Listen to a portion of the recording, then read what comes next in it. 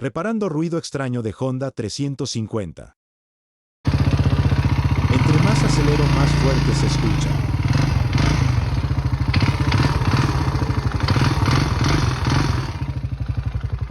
También soltaba mucho humo.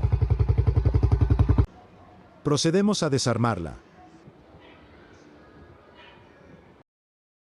El pistón ya estaba muy rayado.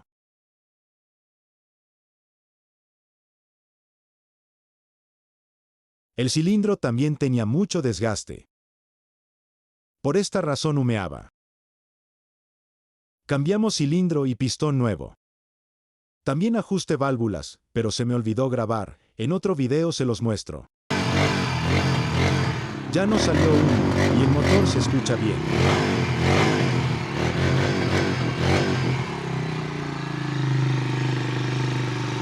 Y así quedó la Honda, gente. Nos vemos.